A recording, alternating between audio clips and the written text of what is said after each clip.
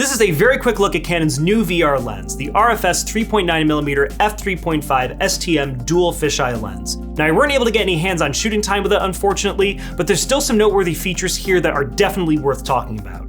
This is Canon's second VR lens and first for APS-C coverage, but more noteworthy is that it's also their first one capable of autofocusing. It's compatible with the Canon R7 only as of this recording, but with this combo, the size, complexity, and price of shooting VR content on Canon have all been greatly reduced. Now, compared to Canon's previous RF 5.2mm dual fisheye lens, which was only compatible with some full-frame cameras, the RFS 3.9 may not hit the same maximum aperture or resolution support, but otherwise it offers some welcome improvements. Firstly, autofocus.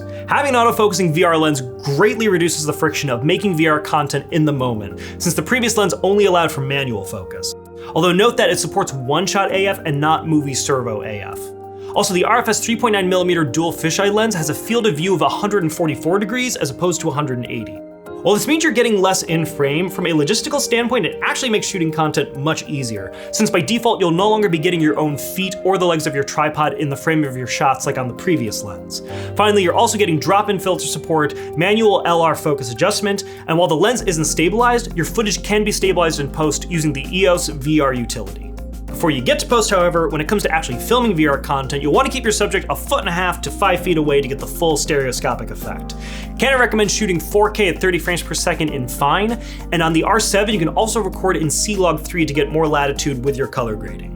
The workflow for importing and editing your VR footage is the same as before and is accessible enough that even beginners should have no trouble getting started. 144-degree movies can be played back in 180 degrees VR format, and then using either the EOS VR utility or EOS VR plugin for Adobe Premiere Pro will allow you to edit, monitor, and then export your final video in Premiere.